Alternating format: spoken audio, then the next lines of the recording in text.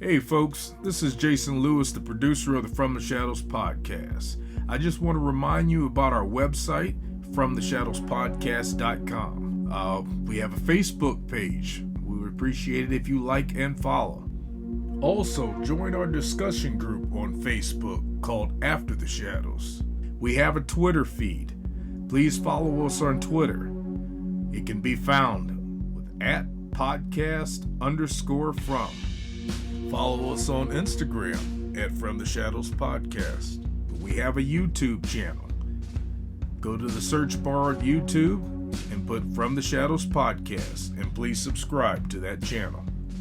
We are also on the Odyssey Radio Network, and we can be found there at odyssey1.com.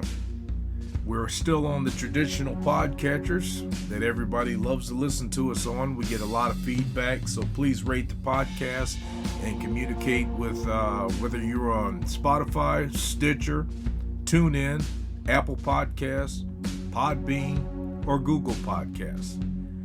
We're there, and we appreciate it when you leave comments for us.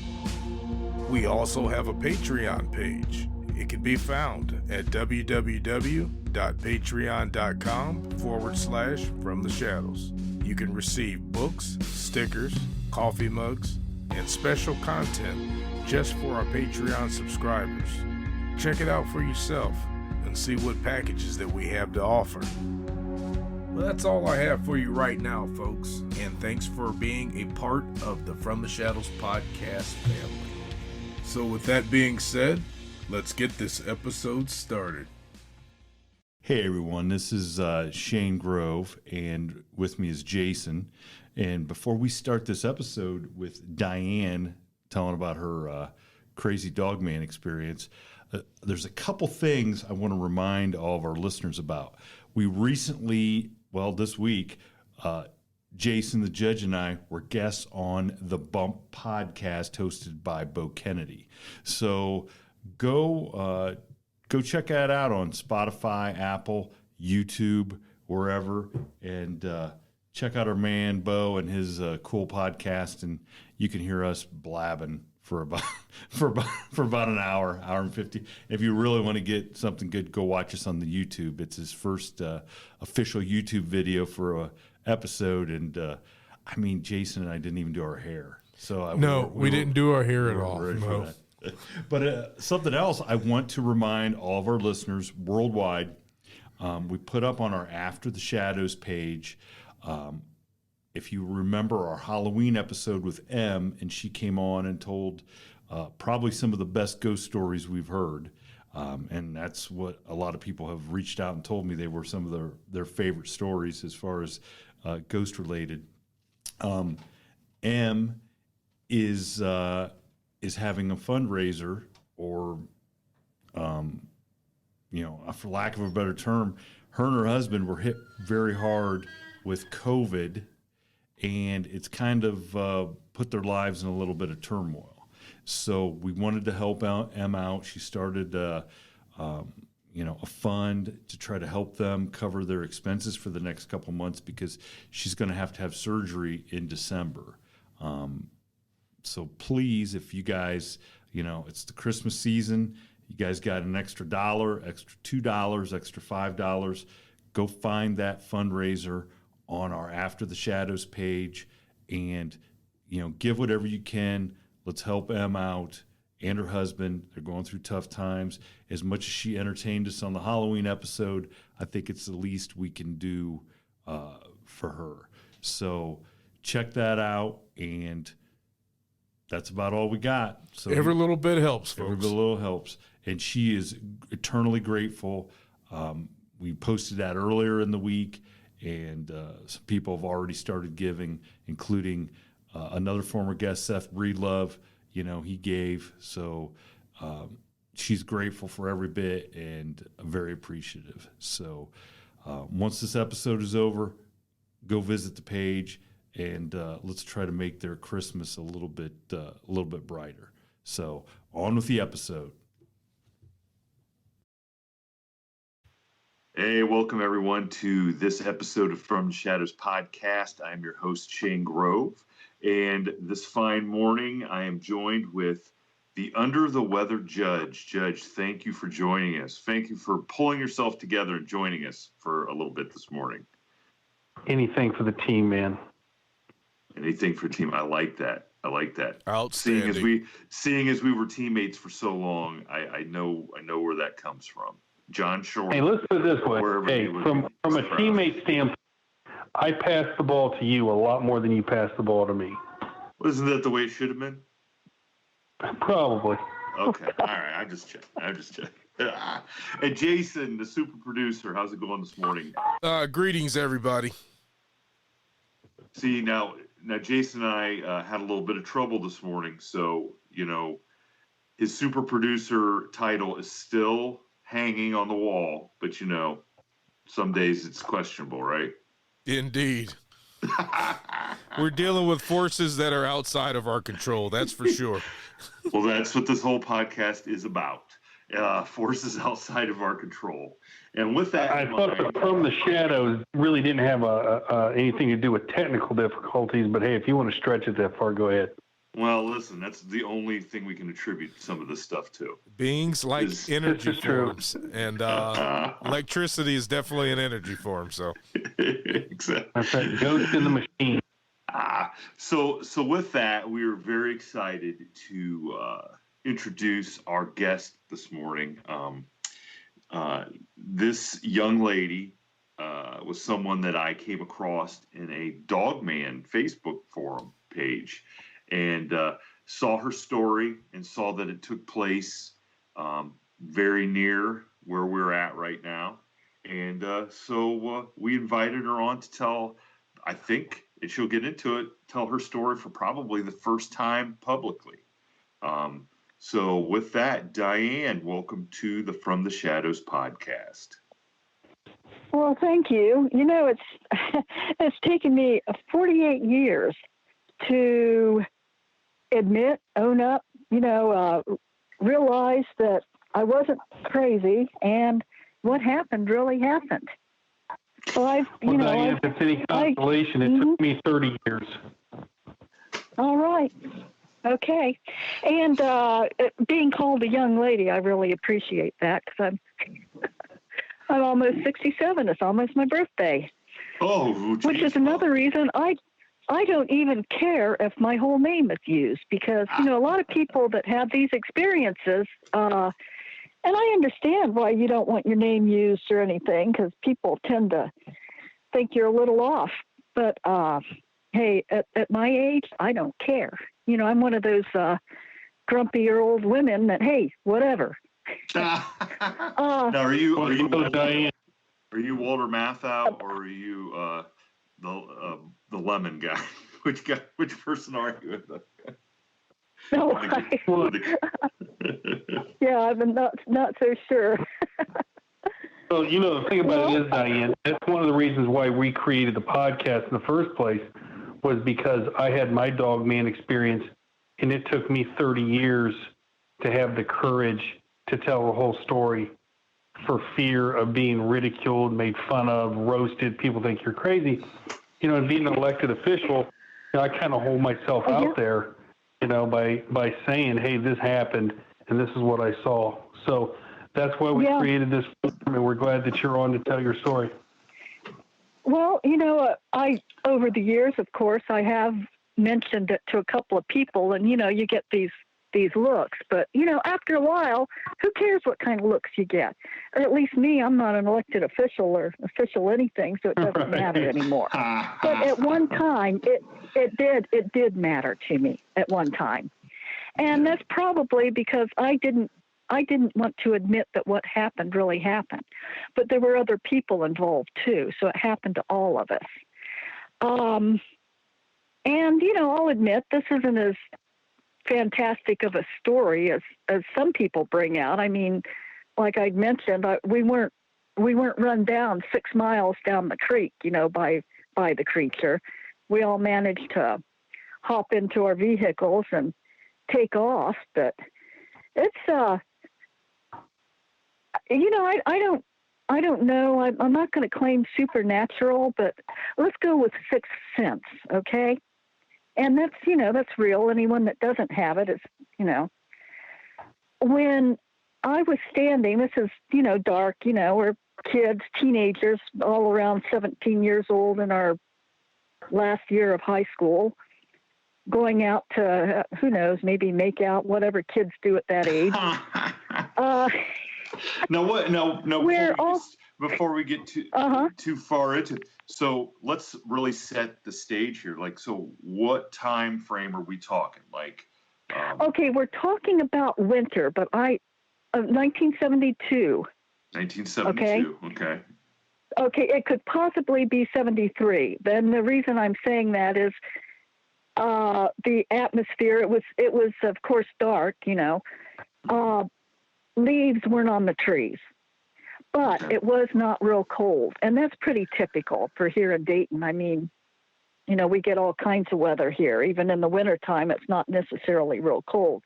So the four of us were all standing outside of the two cars and just talking and laughing. Where we were, it's on a road. Can I use the names of the roads, or does it matter? You absolutely can. And for all of our international listeners and national listeners, where she's talking about Dayton is Dayton, Ohio. So it's Dayton, Ohio, but where it is, or where it was, is outside of a place called Yellow Springs, Ohio. And where Dave Chappelle now lives is Yellow Springs. And it's on closer though to Cedarville, Ohio. It's probably 3 miles or so out of Yellow Springs and about 2 miles or so out of Cedarville, which is a college town too. So how close were you to like Antioch, the old Antioch College? Probably about 3 miles at the most. Not very far. You go out Hyde Road, and then on to Grinnell Road. And at the time, there was there's creeks I'm Ohio, so it's a creek. So there's creeks everywhere. The bridge was out on Grinnell Road. It had barricades up. And hey, perfect place. Who goes down there? It's just old country roads. It's still country roads. Hardly anyone lives out that way. After all these years, it's just all fields of corn or soybeans, whatever's cycling at the time. And it was a perfect place to park. And what we do is we just, go in and maneuver the cars and pointing out. So in case the cops or anyone would happen to come down and see what's going on, we just wave and drive on out. So the scenario is it's at the end of a it's just the end of an old country road with a bridge out and barricades and kind of a small creek that was running under it. And that's where we're standing and talking and laughing. And here's the sixth sense thing I was mentioning. It's like all of a sudden we all got quiet. And I don't know if it was static electric in the air or what, but myself, I remember the hair standing up on the back of my neck. Diane, what you're describing is the exact same thing that happened to me when I was on Temple Road. Oh, wow. I was running and came to a complete stop because I call it my spider senses went off. But I know exactly what you're talking about. As I was coming back and I got to where Flickinger Road was in the woods, I literally came to a complete stop because the exact same thing happened to me. And Wes Germer on Sasquatch Chronicles, he describes the same thing. With you're for some reason we have some sort of primal instinct deep down inside of us, and the sensing of danger, something was wrong, something negative energy just sets off in our bodies. So I know the exact feeling. Yeah, maybe that's what it is. Yeah, negative energy or spidey senses. Mm-hmm. Yeah. So anyway, I'm standing and listening. It got quiet, and no crickets or anything at that time of the year. You know, you always hear these things. Everything got quiet. Well, it was quiet anyway, except for us. But I start hearing, you know how gravel and, you know, pea gravel and stuff is on the side of the berms on roads, especially your little old country roads. And I started hearing something shuffling in the gravel. And I don't know if it was a new moon or, you know, whatever. It was there. It was pretty dark at the time, so there wasn't a whole lot of reflection on anything. And but beside the creek, of course, is the little tangle of undergrowth and some short, shrubby trees there at the time. I could see something, and I could see amber eyes. And if you've ever had anything happen like this, you can't always, your mind wants to bring out what it knows to be true, not what it's seeing. You want to put it in a box. You understand? Yeah, you want to put it in a box. Yeah, you want to put it in a box. Yeah. Yep. So I'm thinking there must be a possum or a raccoon up in a tree. Maybe it's a family of raccoons, but, you know, the eyes weren't the right color, but that's, you know, nothing is quite registering to me. And then, you know, it wasn't real big. I don't know, maybe 5 feet, 5.5 feet. I'm going to say up in a tree, but it wasn't up in a tree. That's just where my mind was wanting to put it, an animal in a tree. And then I start seeing the movement of I keep calling it a creature. I don't know. I keep seeing the movement of the creature. And somebody said, and I think it was one of the male voice, one of my friends, said, "Get in, let's go now." And it sort of broke my trance of me just staring into the eyes of this animal. And my boyfriend at the time, he hops into the car first.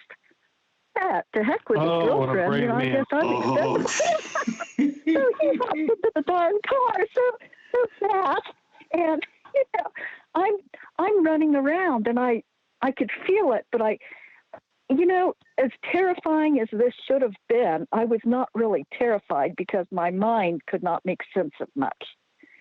So I run around the car, and boy, it seemed like it took me forever to run around the car. It's just how things kind of go slow motion sometimes. Well, it's a good thing. Adrenaline or something. It's a good thing you got in before he just took off and left you there. It sounds like. I was like, no kidding. And I must have been awfully needy back then because I still dated him for a few weeks after that. Oh, for goodness sakes. That was the next question was, did this guy end up, you know, I hope you didn't end up making out with him that night. That's all I got. No. No. So anyway, I jumped into the car. It was one of the little muscle type cars, a Chevelle SS blue. Anyway, I jumped into it, and back then, you know, your windows would wind up manually. Luckily, the window was already up. Right. And I'm in, and he gets scared and confused and is messing around with the stick shift and couldn't get it into gear. And I looked off to my right, over my shoulder. Often I'm sitting in the passenger side, of course, and I see this large dog-like animal, but it's kind of hopping sideways. It's like it didn't move right. Well, I guess it was moving right for it. It didn't move right for anything I've ever seen. And I've always been an animal person. I even had a horse back then, and I've always had dogs. So I know what something should move right. And it was upright, you know, on bipedal, 2 legs. You know, none of that wants to go into my head. And it's kind of hopping along as, you know, it gets, honest to goodness, it gets up to, I don't know what that's called, the window well, you know, where the door, okay? Yeah. It puts its feet or paws on the car. sort of like it's balancing there. And the boyfriend starts to take off, but not real fast because we were on some gravel right there, so you couldn't take off real quick, especially as upset as he was. And it uses the car, that window well, for balance. And it's kind of hopping along using the car for balance. I was mesmerized. It's like I was caught in its eyes. The eyes were amber. And, you know, I hear these other stories about how it's such a frightening, it's such a frightening looking, ugly, whatever. It was just, I truly don't know how to describe it other than piece by piece. It had shorter ears that were rather narrow. I've seen pictures, drawings of the, big, long German Shepherd-like ears. These were narrower and shorter. It had the amber eyes, which caught me. That's what caught me, was looking at those eyes. And it had a wide, boxy muzzle, nose. Mouth wasn't open, thank goodness, or maybe I'd be telling the story about how terrifying it was. And large shoulders. It probably kept up. When you're confused and a little scared, time is a little different. I think it seems to slow down because the mind's trying to process everything. So it probably didn't hop along very long. But, long enough for me to see this. And, you may ask what the feet look like. I don't know. Even though I could see them on the car, I wasn't focused on them. But now I do want to ask here before we get any. So you kept saying like the amber eyes. So the eyes. Yeah. So it wasn't like. Was it like the light from the moon or from the car? Yes, they were not. They were not. They were not supernaturally glowing. No, they weren't glowing. Okay. No. I wondered that because that kind of. Yeah, no, I should have made that clear. No, they weren't. I did not feel like it was like I know anything about this, but I didn't feel like it was a supernatural experience. But I had no way of coming to grips with what had happened. So, and I do have a little, some religious background, Brethren and Baptist. So I thought for many years it was a demon. I didn't know. Well, it obviously wasn't a German. It wasn't a German Shepherd that was coming trying to. And this is it wasn't. Yeah, so that's the next thing. Like the way you described it would be as if a German Shepherd or another dog was on its hind legs trying to move down the side of the car, but you were close enough to it to know that it was not just a dog. Correct. Okay. Correct. And before it got beside the car, or before it got on the wheel well to balance itself, it was hopping sideways along the car, kind of reaching for it. No dog's going to do that. It would run up to it and then put its feet up there. Wow. So I, I'm just saying, it's just, you got a real close, up close. Yeah. Look. Okay.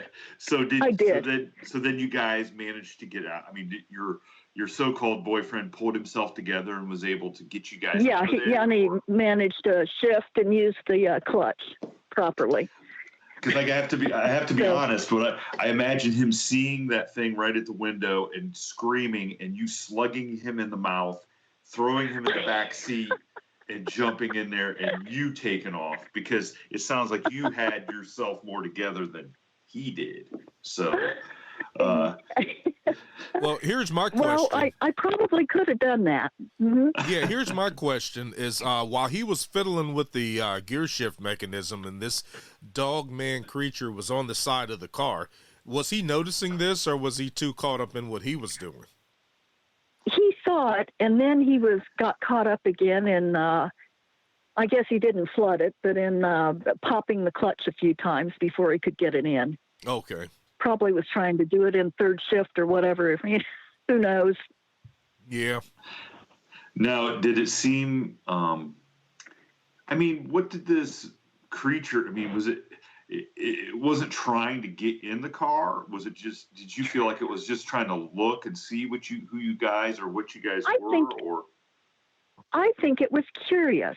Now, why it decided to follow me? Look, we already because there was another car behind us. We established that before we went on the air, that you and the judge at that time in your lives, being 16, 17-year-olds, were obviously tender morsels, obviously very appealing to something that was going to eat a human. So that's my claim right there, is that you guys were the most appealing of the people involved. So I guess you just got to own that. Nice. Yeah, maybe. You know what? It would be really. Cryptids try to eat me. I'm just letting you know. Yeah. It would be real easy, especially having an experience like this, to let it live your life for you, to always be afraid. And I've never really been afraid. I guess I'm more like my father. I'm careful outside at night, but maybe because I didn't have as long as like the judge, he had quite a episode, a longer episode of being chased. Maybe because I didn't have something like that happen. I just saw it and it, followed along for a while. But So hey, thanks for the thought. I never thought about it. But thanks a lot. So you guys get out now. As your boyfriend sped away, did he have to turn the car, or was he already headed the right way? Yeah, we were already headed out the right way. You were young once. You know the routine. I listen. The cops come, you can sneak out of there. Those records are sealed. Yeah. Okay, those records are permanently sealed. Just so you know. Yeah. So Diane, you had two cars, and I guess what I'm trying to, for our listeners out there, you had two cars. Were they parked side by side, or was one in front of the other? We were in front of the other one. Okay, so you were basically taillights to headlights. Correct. Okay. And you guys were experienced enough at driving down dead end roads and making out that you knew that to go down, spin around, so you were headed out the right way, right? Yes. Okay. Yeah. So, what I was kind of asking is that how did the animal then disengage from the car, and then how did the second car not hit the animal or whatever, hit the creature? Yeah. No, it as we went faster, it hopped sideways faster. Just imagine how you'd be if you're trying to keep up with someone, only we'd be running rather than hopping. And wow. I hate to say like a kangaroo, but I think its legs were facing the same way a dog's rear legs would be facing. Yeah. Which, right. I've thought about it for many years that it would have to hop, because if it's up on two legs, because it couldn't run, meaning the joints are facing the opposite way than what a human would be facing. Right. Everybody's dog danced before with their dog. Yeah, everybody's held their dog's paws and did the proverbial dog dancing, and what do they do? They sort of hop. Interesting, though, from my perspective, I don't, because I never saw it running in the corn. Yeah. I know it was running. Mm-hmm. I don't know if it was running bipedally or if it was on all fours. I can't tell you. Oh, but from your experiences, it seems like that you think that I guess you guys, let me ask you this. When it approached the car, was it on all fours or was it on two legs? No, it was on two legs. When I saw it come out of the cover of the brush, it was on two legs. and it wasn't moving right. It just wasn't moving right the way. Well, irregardless, even a human, if you were facing the car sideways and you were shuffling sideways to try to keep up with the car, I mean, a human being's going to look like they're hopping anyway. It's like a Yeah, you're right. in basketball doing defensive slides, down the and so imagine doing that in the berm of a stone road.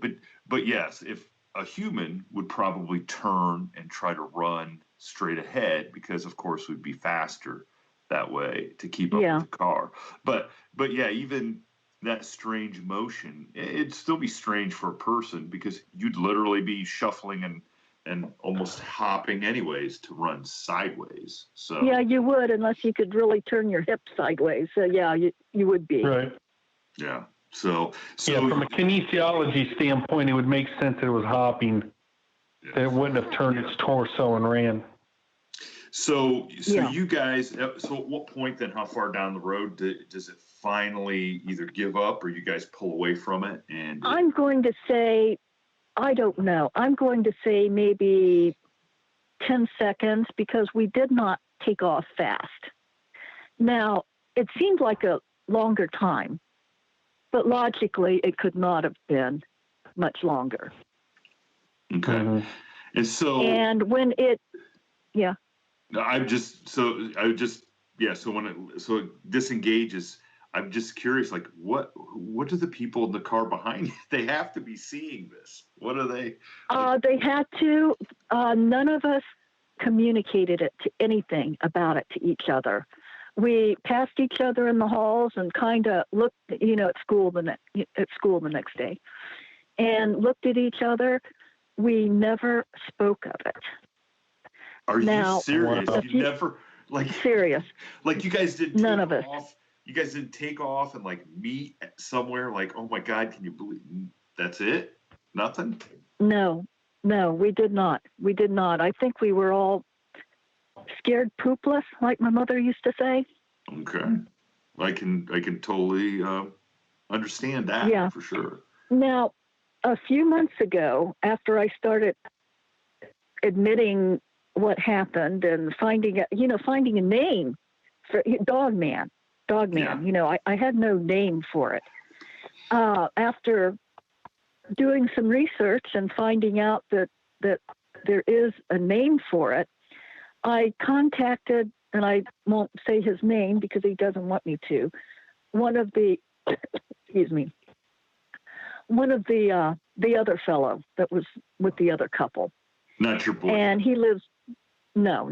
Oh. He lives down in Tennessee, and I contacted him via Facebook and private message, and I asked him about it, and he said something to the effect of nothing happened, he didn't remember anything, and he's not talking about anything. What? So it happened. Okay. It happened. It happened to him too. Wow. So what and I think. What do you think he didn't want to talk about it?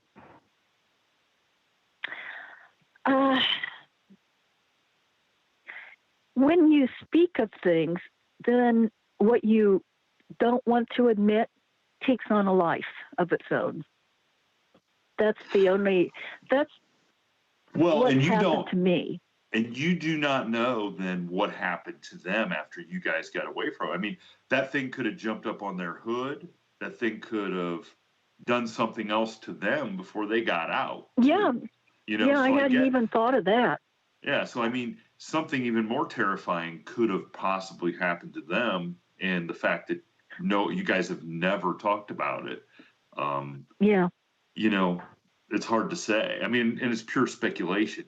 But you got to think that if it was on your car and they're behind you and they can see this happening and they had to have, there's no way they couldn't have seen it. And no, they had to. Just this little, what's a width of a road? Not even. It's barely 15, a car. 15 feet.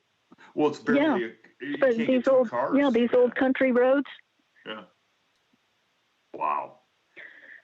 And that's it. And that is telling that the gentleman did not want to say. So I'm curious. So your boyfriend, obviously, or your boyfriend at the time, I don't want to give him too much credit, that he's, stuff. Yeah. But so he obviously, I mean, he experienced it with you. Did we he did have the any? what the heck?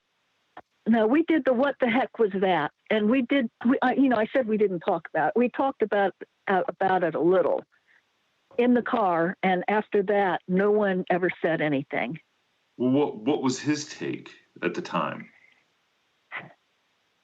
I think I was kind of mad at him at the time. So I don't remember if I was really listening to what his take on it was.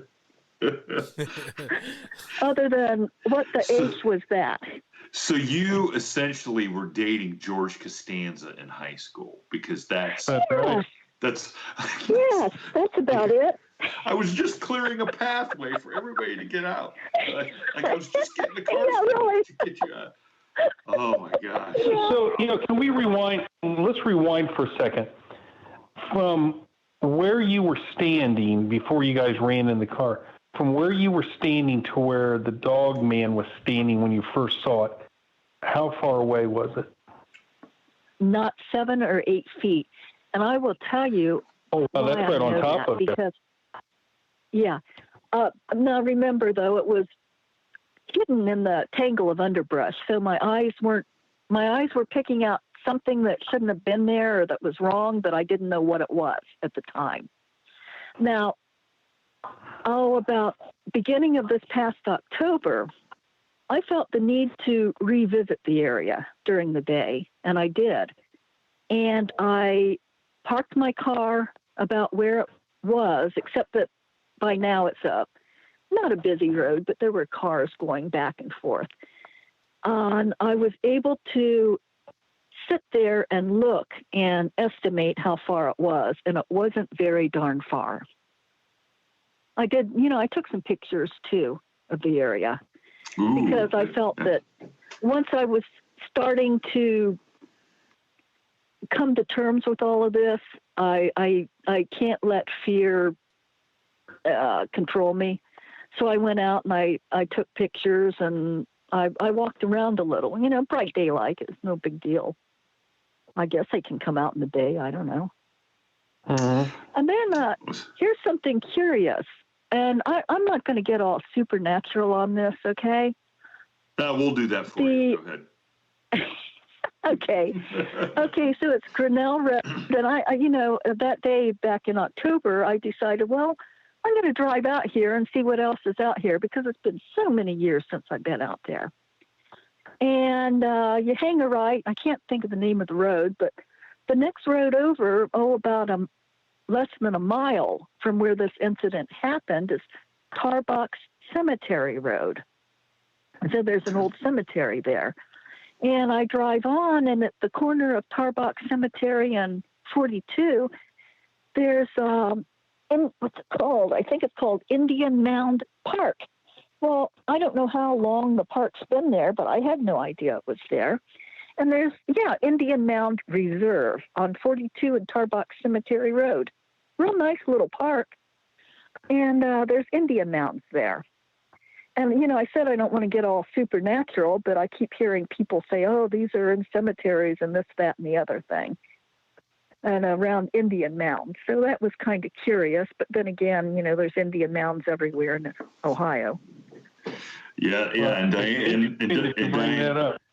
Yeah, and Diane and I, Judge, had talked about that when in our phone call the other day, and I told her that you had, we had been starting doing some research on the Dogman sightings in Ohio, and the very first thing that we did was you searched Indian mounds in Ohio because of our conversation with Linda Gottfried and her belief that on Bray Road out there, it's the triangle that her activity that she's experienced is centered around Indian burial mounds, and that the judge, for all of our listeners who, I don't know if we've said this on air, but where the judge's experience began, it's less than a quarter mile from 2 Indian burial mounds on Flickinger Road. That's the road, the crossroad on Temple, which Right. the judge and I lived in this area and still live in the county, and did not have any idea there were Indian burial mounds there. And No, Yeah. it was a shock. yeah, it was a So shock. what we did, we had interviewed Linda Gottfried, and she had talked about how she had taken the Dogman sightings in not only Wisconsin and Michigan, and then she went out and looked at, she made like a grid of Dogman sightings, and then she did a grid of Indian burial mounds, and when she transposed them and put them on top of each other with like clear paper, they matched up almost perfectly. And so Whoa. yeah. And so what I did was I thought, well, you know what, I'm going to do a search for Indian burial grounds in Crawford County, Ohio, and I'll be damned within a quarter mile of where I first, experienced my sixth sense and experienced Dogman, Indian burial ground. And I got a hold of Grover, and I sent him the map, and we were both just blown away. It's like, oh my gosh, is this coincidence? I'm beginning to think no. I mean, you have to. Here's the thing that I've always pondered. Is the Dogman a biological creature like any other creature, or that just hasn't been officially discovered because we haven't gotten a dead body? Kind of like the giant squid was a thing of mythology, and now we have a giant squid carcass. Or was it something supernatural? And for years, I was in the camp of this is a biological creature. It's what it is. But after, interviewing Linda and looking at some of the things, I think I've switched camps to these are supernatural creatures, and you're not going to get a body. You're not going to get a carcass. I mean, I think we experience them as a physical creature in a way that we can, but I just don't think. I'm with you, Judge. It's so hard to wrap your head around that there's something out there living in the wilderness that's It's that description. Yeah. And we call it a dog man, but I don't think it's half man, half dog. Okay. No, I If don't. it was, either. yeah, even if it was It just has canine features. Yeah, it just has canine features, Yeah. but and I don't think that there's a human metamorphosizing into a werewolf. Into a werewolf. Now, No, I don't think so either. But it's just there's too much evidence so far that we know of. Okay, because Diane, there's no way that you're the only person that has experienced something out in that area. I mean, you experienced it with three other people, and none of them want to talk about it. Okay? Which really makes you think, how many people are keeping quiet? Bingo. Because like I said before, as, when you speak of these things, something that happens, then it starts becoming more and more true. And you can no longer say it didn't happen. Yes. The mind is a strange thing. And we talked about that with our last guest, the author, Jason Offen, about people subconsciously creating things in their mind that then become more real because we give them basically that power to become real because we believe in them, or we imagine them being there. We kind of, whatever that terror is, like maybe this creature came to you in a form that would scare you the most and get you guys out of there. I mean, if it came as a big giant bunny, you guys might have been like, oh, that's kind of cute. It's weird that there's a 300-pound bunny rabbit, but we're not really scared of it, so does it manifest itself as something that's going to drive you guys out of the area for another reason, Well, it certainly did, and I'm, didn't return for 48 years. In that process. But I'm glad. Yeah, I was just going to say that Pardon? process used to be referred to as lesser magic. You're literally willing it into being. I mean, it was something that they used to believe in a long time ago. Kind of makes me wonder. Oh, okay. Lesser Yeah. magic. Well, I was very surprised when I drove on down the road, and within about 2.5, 3 miles, I find Indian Mound Reserve with Indian mounds on it. Wow. You know, Now, I have, had no That's idea. fascinating, yeah. have you done, okay, so now that you've kind of jumped back in trying to wrap your head around what this event was, have you, because I saw you on a Facebook page, have people reached out to you from the area at all, or not? I mean, no one. No? Okay. No one from the area. No. No one from the area. Now, And have you come across any other stories or anything from that somebody has told? Well, yes. Oh, okay. Yes. Jody Cook is might be with the Dogman project or something. Okay. Anyway, Jody Cook is going to be on, and I'm going to plug another podcast, The Paranormal Road. Somebody just David Hensley, the host of The Paranormal Road. As soon as you said that name, so Jody Cook is going to be on the next episode of The Paranormal Road. So, and he's a Dogman expert. So, okay, go ahead. Sorry now he was attempting, and I don't know if it's coming to be or not, to do the in Germantown, about a Dogman incident in Germantown, Ohio. Okay. Roughly 35 miles, because I'll get back. I don't usually, want to get really touchy-feely or anything. But as I started exploring this Dogman, I run across Jody Cook and his group are making some kind of a documentary in Germantown, Ohio, around the same time frame, 1970s, 72, 73. When I saw that, and here's the touchy-feely thing, which I don't like to admit, but I started crying. It's like, oh my God, this is the same time. This is 30-some miles away from where what happened to me happened. And all of a sudden, it was real. It was real to me.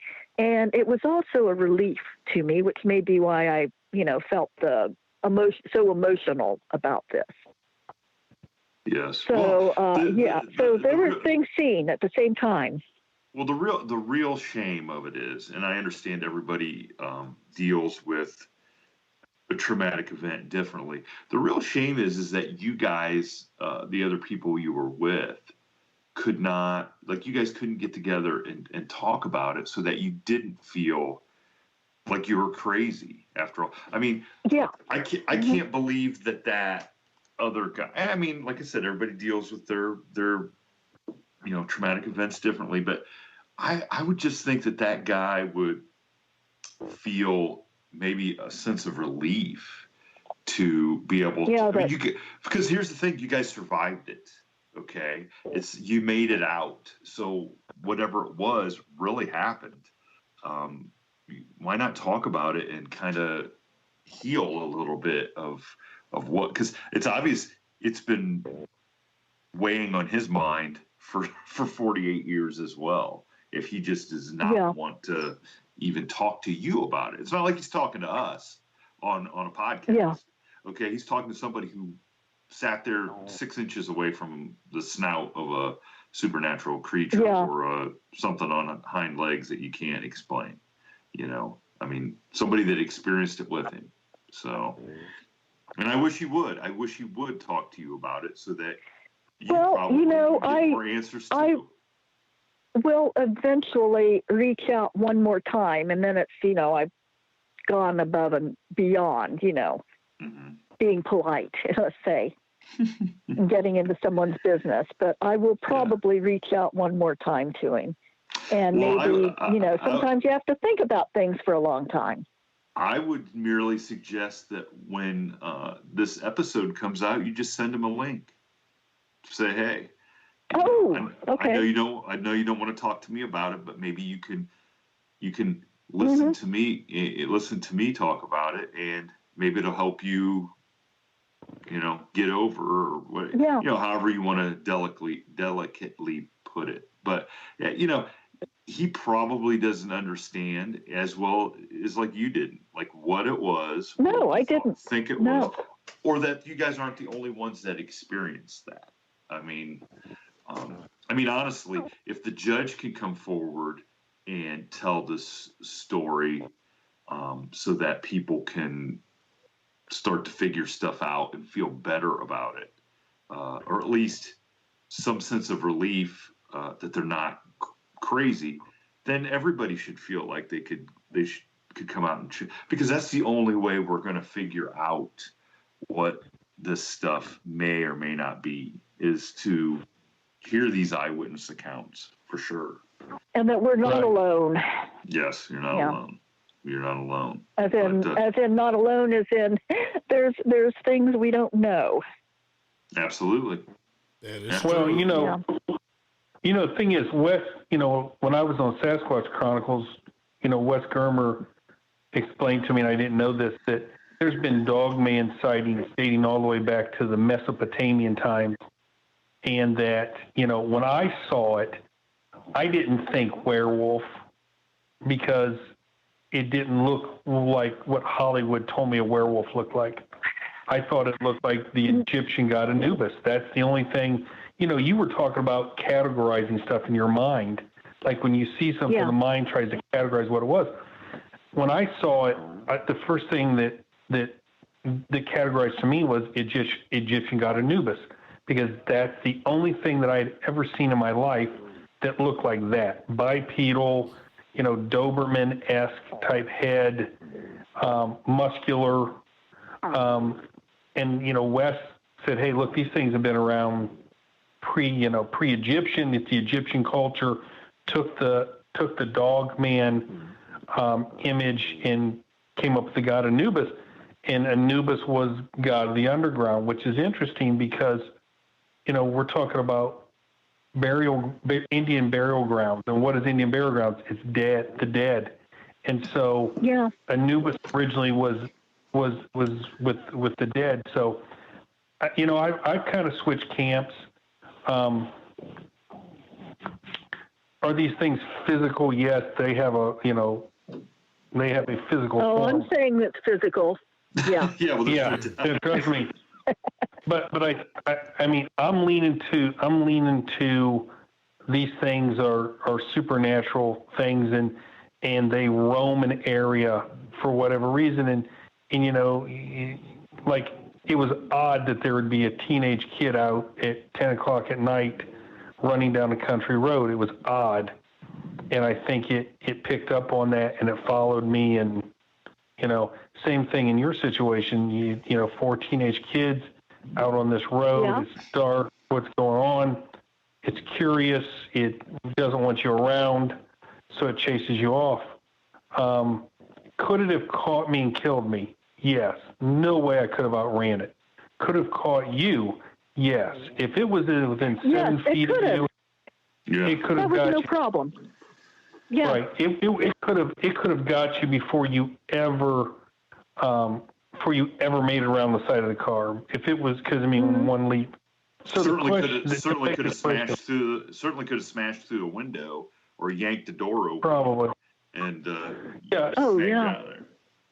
No, I'm not going to go out on a limb and say these things aren't dangerous, and I'm not going to go out on a limb and say no one's ever been killed by one. I mean, obviously we don't know, but I think they're very curious as to what people are doing, and you're in the wrong place at the wrong time, and it wants you out of there, and it spooked you, and it got you out of there for whatever reason. Well, Diane, I am, and I know the judge and Jason will concur, but we are certainly grateful that even if it took you 48 years, that you decided to come forward and tell your story and share it with us. I mean, we feel very privileged that you decided that we were some of the guys you could talk to about it. Absolutely. So. Yeah. Well, and I think I mentioned yesterday or whenever it was I spoke to you that I like the lightness of your show. I mean, you may be talking about some terrifying things, but you can still get in some laughter, and that's what we need more of.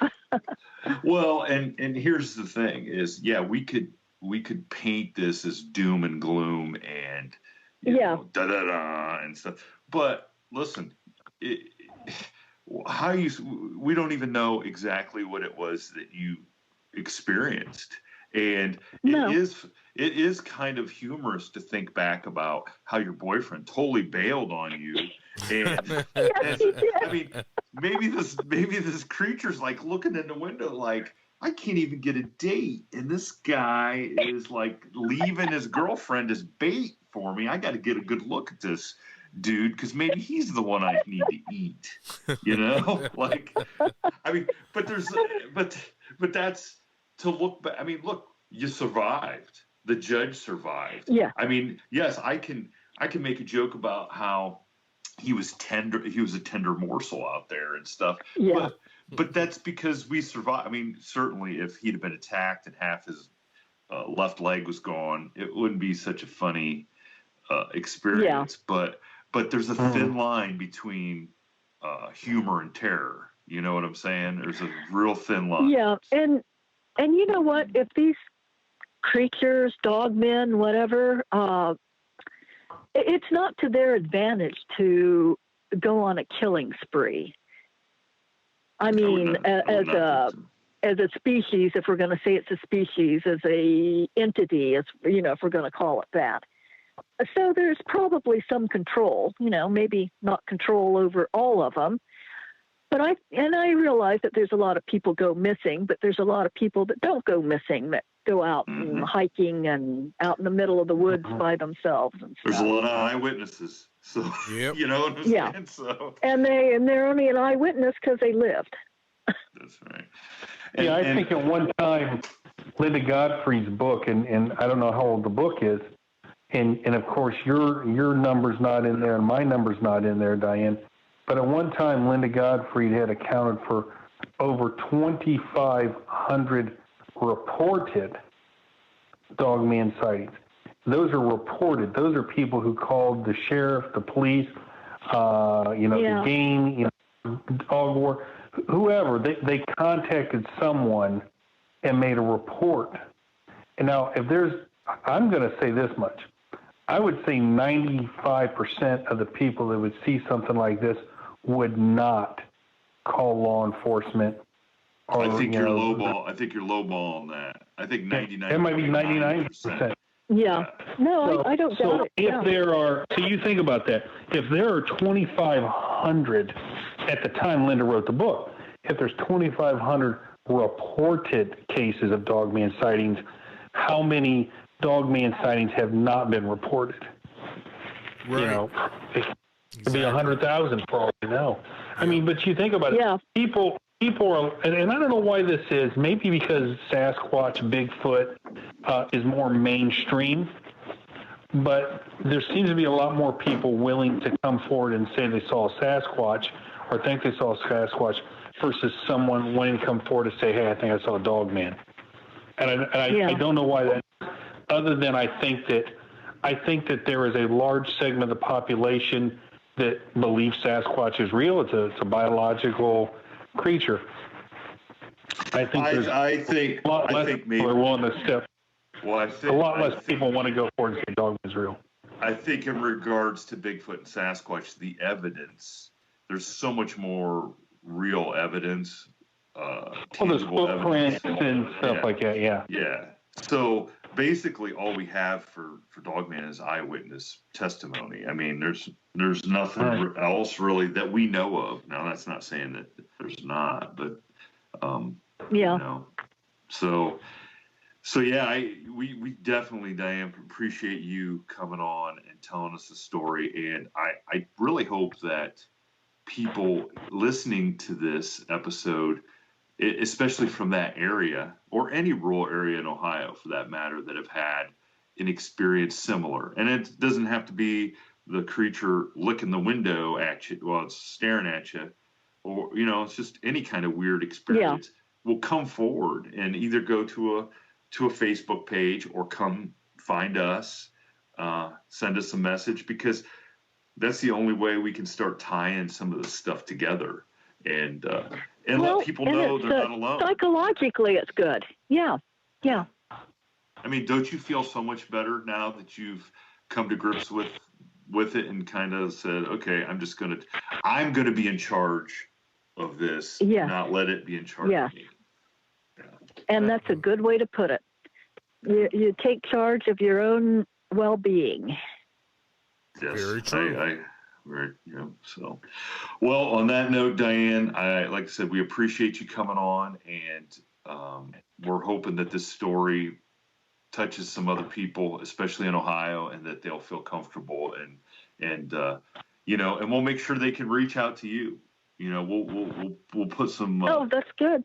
We'll put some. We'll put your name out there and on the link, and people can find you on Facebook, and from the sounds of it, you'd be more than happy to talk to them. So I would, because I've got it together now.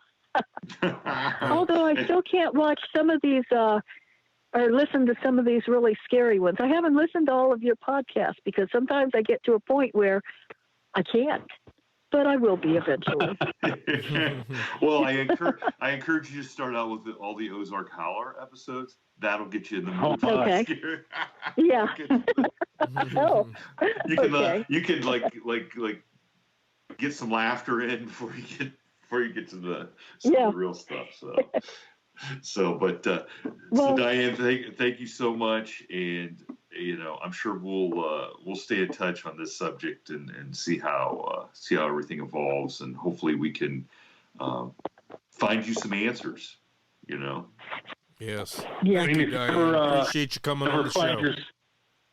Diane, if you ever find yourself in Crawford County, look me up, and I'll take you out to Temple Road and show you where. That would be great. My happenings happen, and maybe we'll come down to your neck of the woods and you can show us. Oh yeah, you'd enjoy Yellow Springs too. Go roaming around Yellow Springs. As a young college man, I visited Antioch College one weekend, and that's all I will say. so if your event didn't take place in 1972, I would say maybe it was the judge staggering out of a party that was in the woods, saying, "Please." Yeah, I would have been 3 years old at the time. Get me out of here. Yeah. Well, thank you so much for listening to me. Yes, thank you for coming on. We've enjoyed it, and we know our listeners will enjoy hearing this.